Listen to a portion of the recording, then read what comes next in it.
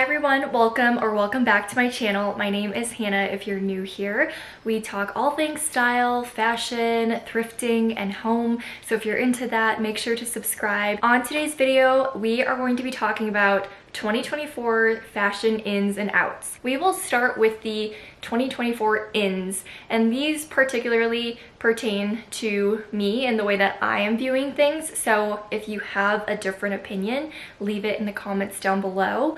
I'd be happy to hear them. But starting off with in number one, I think we are going to see a downturn of following trends and following micro trends. So what do I mean by that? I think as we amplified individuality with style, we sort of lost it because we started putting ourselves in these boxes, putting labels on different styles, and I don't know that I particularly like that. For example, we saw a lot of cottagecore, we see coastal grandmother, we see all of these different labels due to TikTok, due to social media that starts to put everything in a box just to group a specific style. And I think that we see a lot of people taking on trends that start to put them in a box and they feel like their lifestyle needs to reflect that box. I have always just worn what I wanted. I never paid attention to the trending things, and I think a lot of these styles have, of course,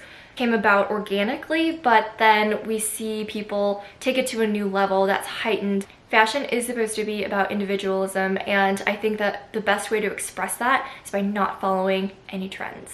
And don't get me wrong here, I don't think that you should be anti-trends. I just don't think that you should buy into every single trend and that we should be more mindful of that. It's hard not to be influenced, especially if you are online. But I think having a thought process about it and the critical thinking to really understand the trend and understand why you like it is going to help you progress in 2024 with your style and also just with saving and budgeting, because I don't think that every trend is worth it. You might look back in a year and think to yourself, why did I buy this? So not to say that we can prevent all of that, but I do believe that there are certain things out there where we can definitely say, no, I don't see myself wearing that in 2 to 3 years. So something to think about, food for thought. Here is what's in for 2024. Not having the need to tell everyone everything. Generally speaking, and not even just about fashion, I think the internet got too comfortable with sharing literally everything about their lives, and I also think it's okay to not always share where you got specific things. Like, for example, thrift stores. I see so many people asking in comment section of other creators, what thrift store do you go to? Why do you never share your location? And I think that's okay. I don't necessarily think we all have to share every aspect of our lives, especially when it is semi a safety concern where you don't want to tell everybody where you shop at all times, especially if you have a big following. I think people feel entitled in a lot of ways to get that information from a creator or from somebody. I don't think that that should always be the forefront or the focus of the content. I think what is really supposed to be taken from that is the message or meaning behind it, and that does not always include the exact location of where somebody shops from. I think we should normalize not sharing everything. If you're seeing a girl that is wearing something that you like, you can take a screenshot of that and easily Google image it. We live in the 21st century where technology is advancing every single day. Obviously, I'm not saying being selfish is a good thing, but I also don't think that oversharing is a good thing. I notice that quite a bit too, just online, where people are constantly asking for links. Or on the flip side of that, somebody will ask in the comments section, where did you get this? And the creator will reply with, the link is in my bio. And there's just this culture in modern day society where everything is links, everything is about monetization and links, and I understand that a way of means for some of these creators that get affiliates from it, but I don't necessarily think that it's a community-based approach. It's very monetary, very transactional, and yeah, I just personally don't think that's in for me this year. I think connecting and engaging with someone, just even the simple reply of this is where I got it from blank, from H&M, I think that's more appropriate than just saying link in bio. Yeah, this isn't to nitpick others, I'm just saying from my perspective, this is what I've been seeing, and I want to try to do the opposite of that. Let me know what you guys think about that particular point, and if it's something that you've been seeing a lot online.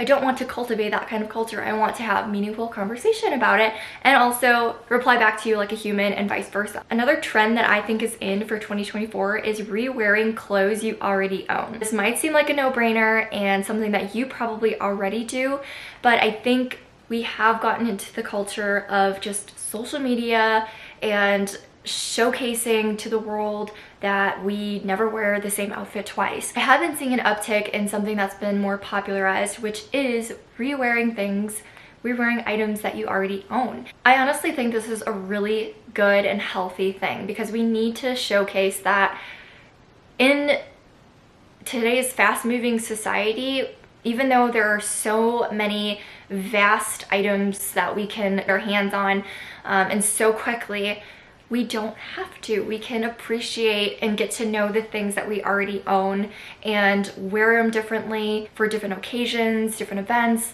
and really be mindful of what we're wearing and how we're presenting it out into the world. I myself have definitely dealt with not wanting to wear the same thing twice. Nowadays, I tend to, I think just with the maturity and just growing up a little bit, I definitely don't think about that too often anymore. I do have a lot of clothing, but that's not necessarily by design of not wanting to wear the same thing twice. It's just because I am a collector of clothing, I like to say, but I don't cringe at the fact that I might have worn that sweater last week or someone has seen me post a picture in that particular outfit. I will outfit repeat. Hopefully gives everyone some hope that we're not constantly just trying to buy new things all the time. My fifth trend that I think is going to be in for 2024 is thrifting. Now, thrifting, of course, has been a really popular thing for the last few years now, and I think it'll continue to grow. However, I do believe that more people will normalize thrifting and wearing secondhand, especially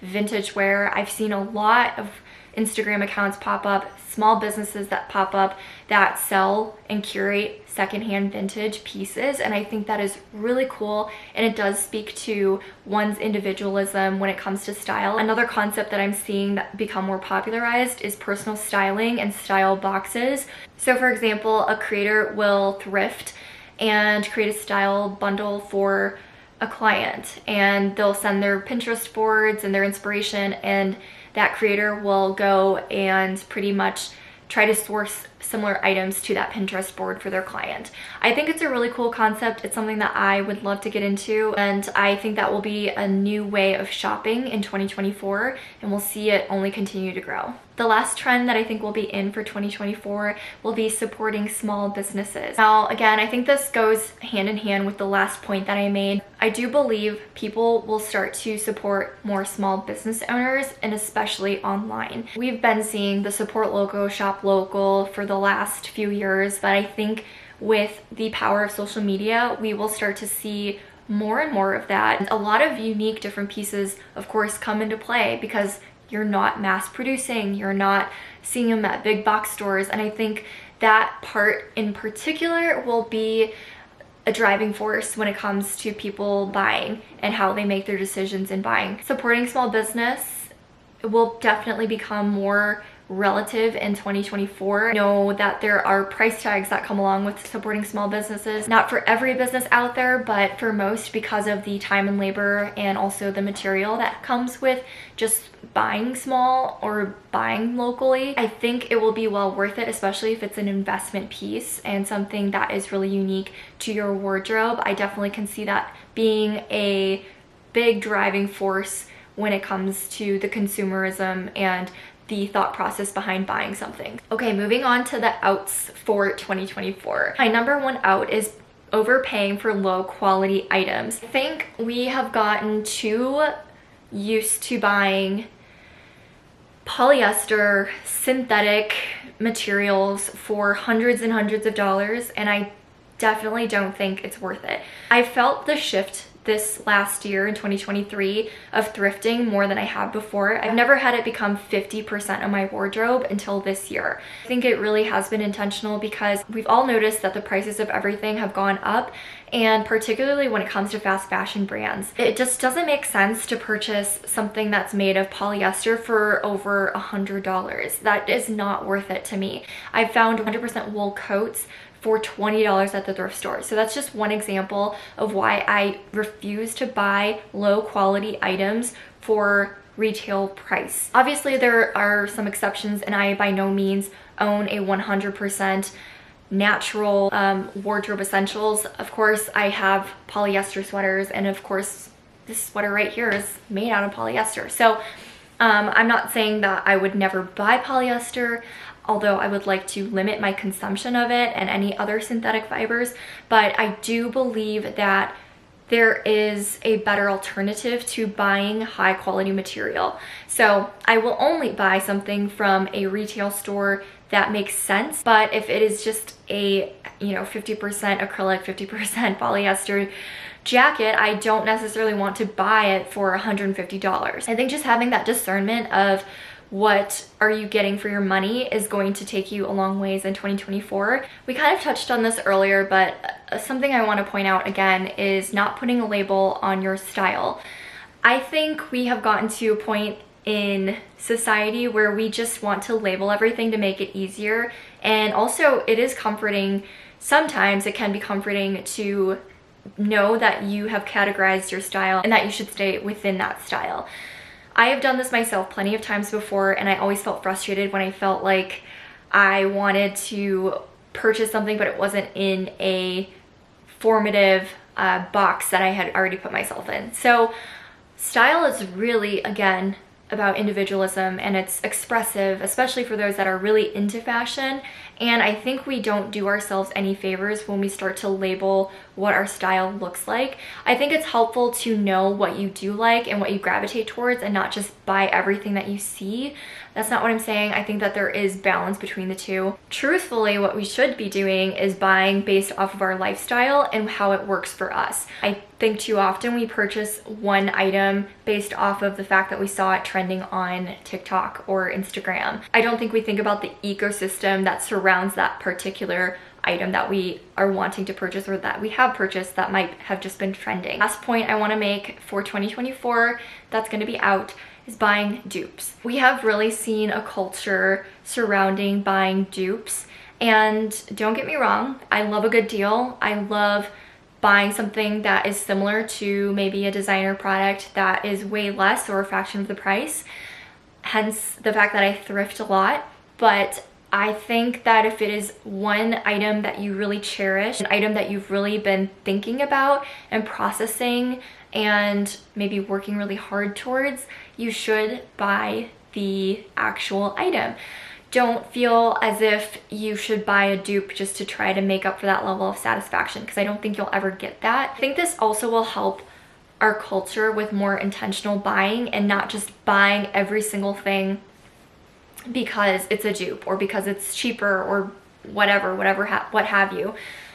I think promoting the fact that we should sit and wait on something in order to make a decision and really think about whether or not we want this item, instead of just buying a dupe at a faster rate and accumulating things that we might not need, is going to be a game changer for 2024. So I hope that video helped. I want to know your thoughts in the comments below. The baseline of all of this really for me is just to embrace where you are in your style journey and know that you don't have to follow trends, you don't have to follow the crowd in order to be happy with your style, in order to be happy with your wardrobe.